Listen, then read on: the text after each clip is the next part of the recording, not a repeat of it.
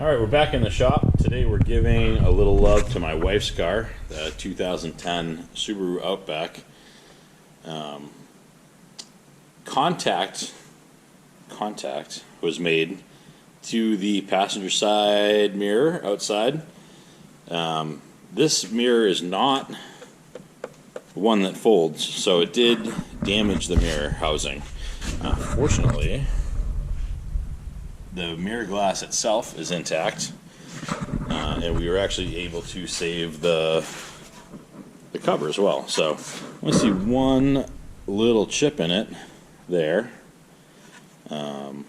Everything else looks like it's intact, so we should be able to pop this unit off, replace the glass, and put a new one back on. We got a genuine Subaru replacement part. Kind of mangled the sticker in the unpacking process, but you can probably see the part number there. Called the Subaru dealer, and they wanted a ton of money for it. There was a local parts store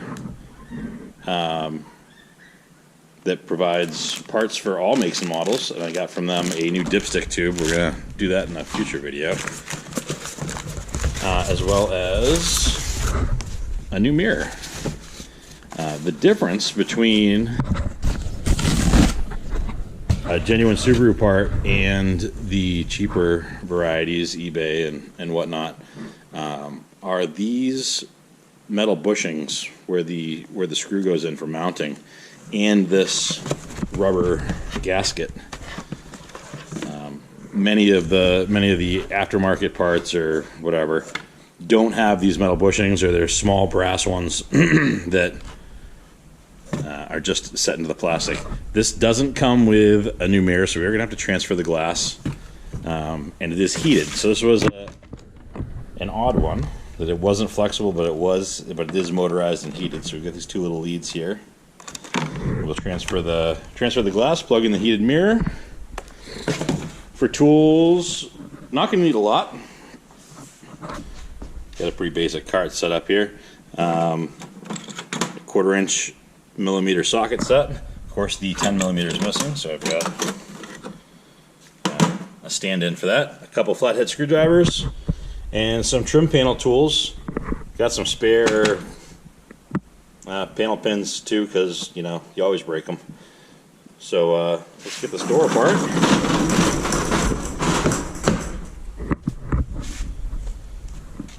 We are going to have to remove this panel to get to the mounting hardware for the mirror, and then the electrical connections for the motorized mirror and the heat in the mirror are going to be in this area. So we're going to pop the whole door panel off.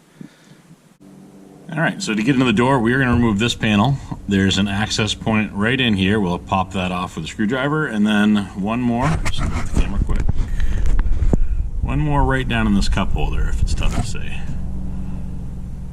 We'll open up those panel pockets.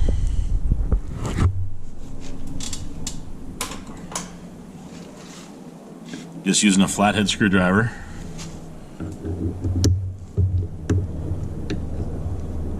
And inside there we've got a Phillips head screw, wasn't expecting that. And down here another Phillips head screw, so I'm gonna have to get a different screwdriver. And this panel should pop off my hand. Yep. Just got a little pin there that holds it in. And it looks like in there is a hex cap screw that also has a Phillips head on it, and oh, it's not 10 millimeter. Imagine that. It is an 8 millimeter. So we've got 3 8 millimeter screws and a couple down here, a couple Phillips head screws that we'll remove. I'm going to grab a different screwdriver and we'll get it apart. All right, back with a Phillips head. Just take these guys out.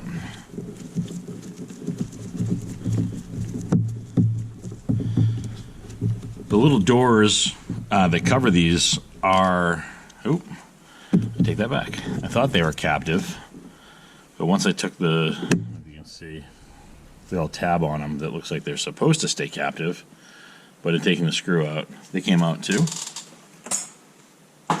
those in the parts tray.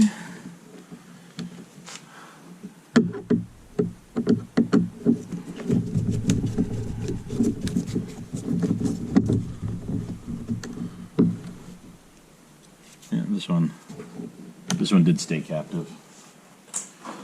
I believe it's a light.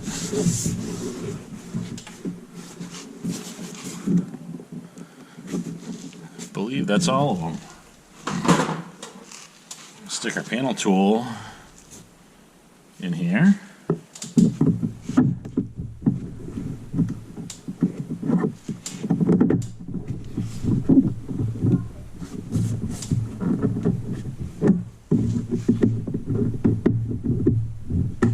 Maybe.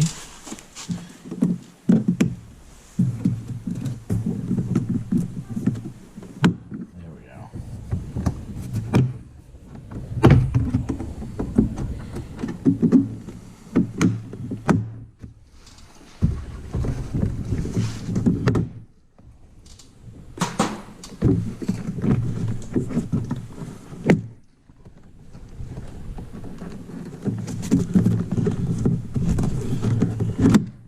And once you've popped them all, it just slides up and reveals the inside of the door. I am not gonna bother unhooking the door cables and stuff. We've got enough slack that we can just let it hang there. It is hanging from this light wire, so I am gonna detach this light, hopefully.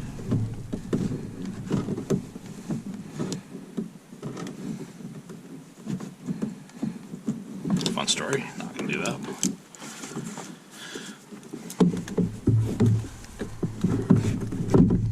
Set it for now. We got our 8mm socket. We'll take out our 3 mounting bolts here. There is 3 bolts and a little pin retainer. So once we get these out,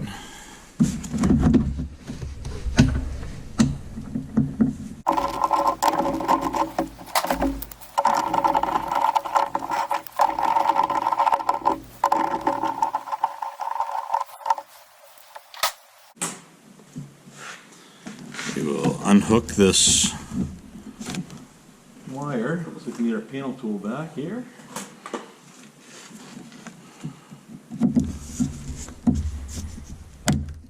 There we go.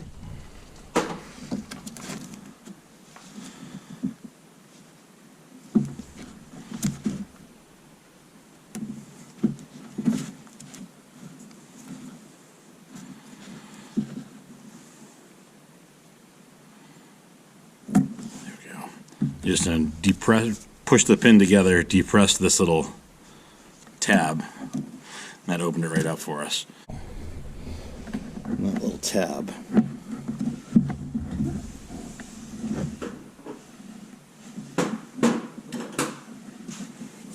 I'm just gonna use a flathead screwdriver and depress that tab.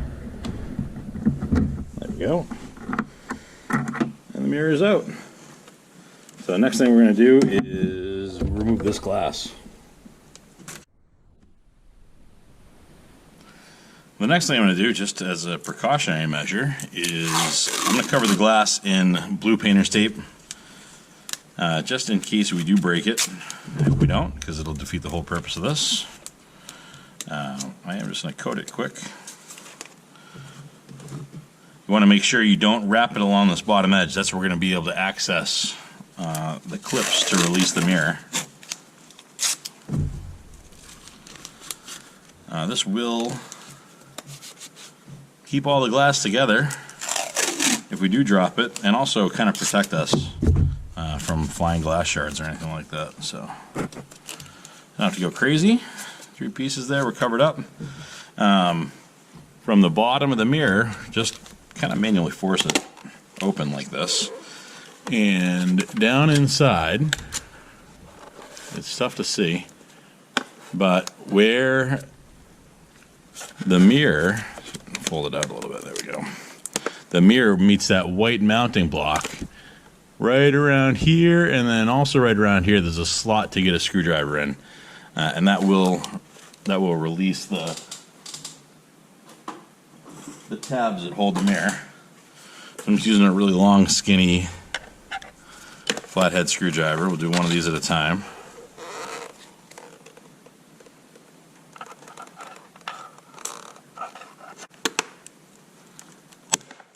All right. We release those two clips, and the mirror should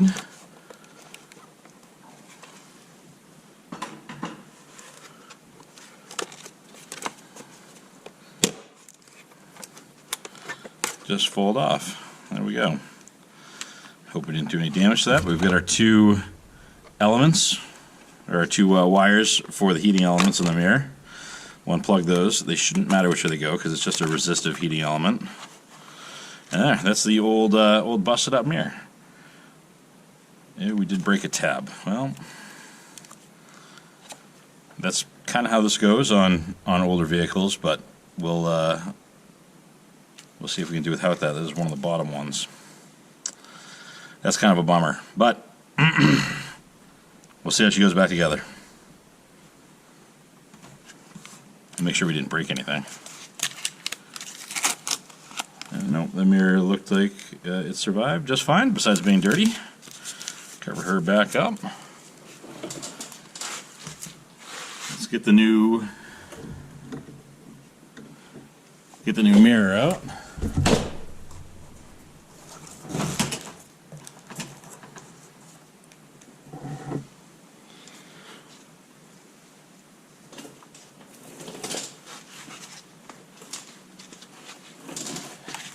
All right, we've got similar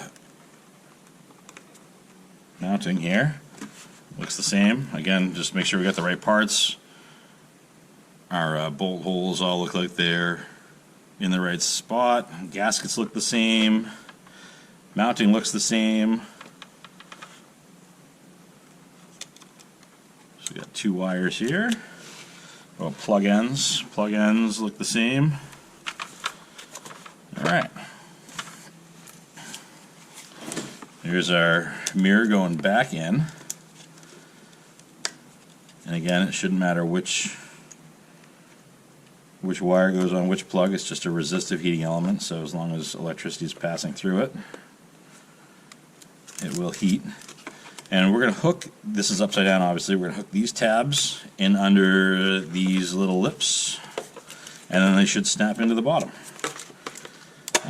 Trying to get this squared up, you can just kind of force it to where it needs to go. And get our hooks.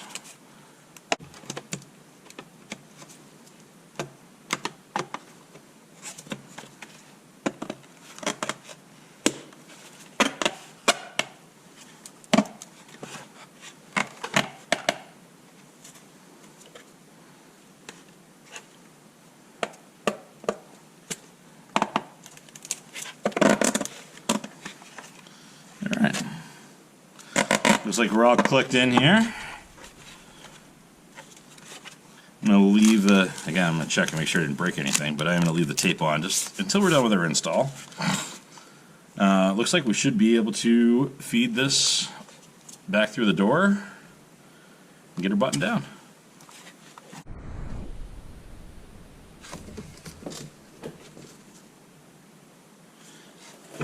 Alright, we've got our mirror going back in. We're going to feed that connector through the hole in the door. And line it up as we go. We've got that pin that's snapped in there, if you could hear that. All three bolt holes line up nice. That's one of the other items that people did complain about with some of the aftermarket units, is that the bolt holes did not line up that well. Make sure our connector goes back together. Should be this way. Yep. Pop that back into the panel. Good.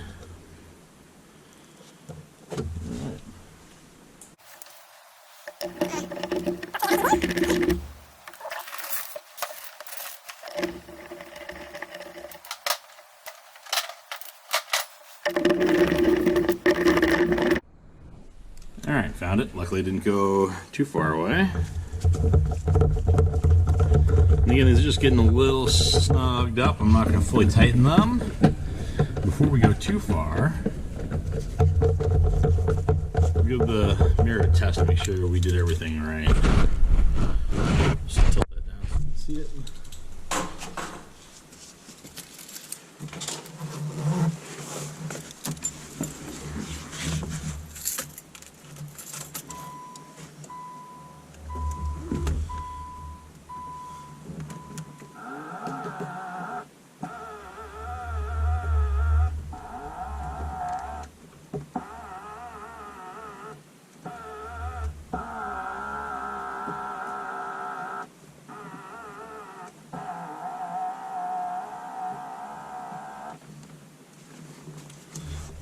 All right, it looks like the motor works.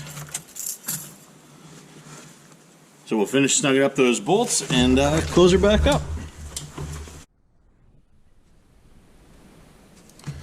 All right, now we'll just reverse the process. We're gonna hang the door panel on the sill. Might have to persuade it into place a little bit. That new wire is a little stiff. She's nice and clipped in there. This gasket right here along the edge should be nice and tight. Then the easiest pins to see are the ones right down here.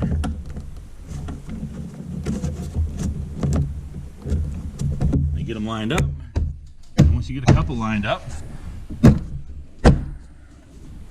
little tap around the door and the rest of them should fall right into place. We'll put our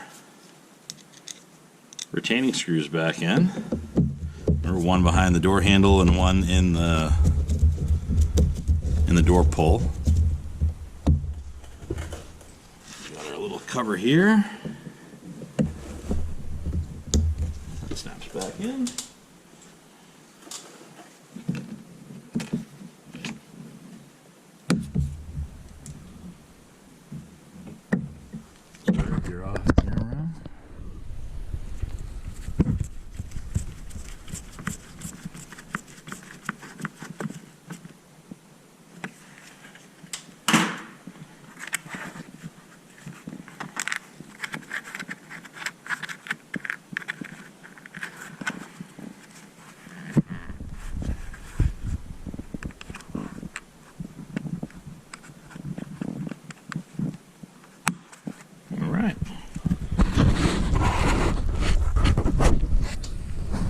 All back together with those pieces. The last piece of the puzzle is this little wing piece. Line up the pins.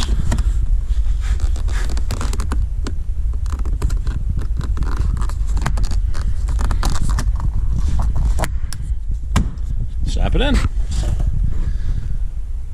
All right, it was that easy. Back together, not too long. Total time was about 15 minutes for that job that Subaru wanted $500 to $600 for. So,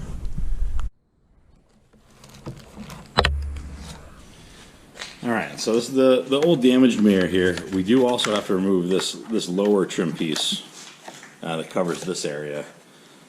I'm going to take a panel tool. Oh yeah, she pops right off. Well, easier than expected.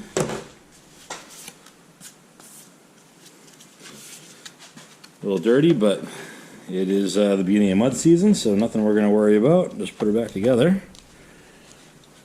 I know someone out there is probably extremely upset about that, but tapping it in. Yeah, that's in. And hopefully, now our body color cover fits a little nicer. Get it lined up here.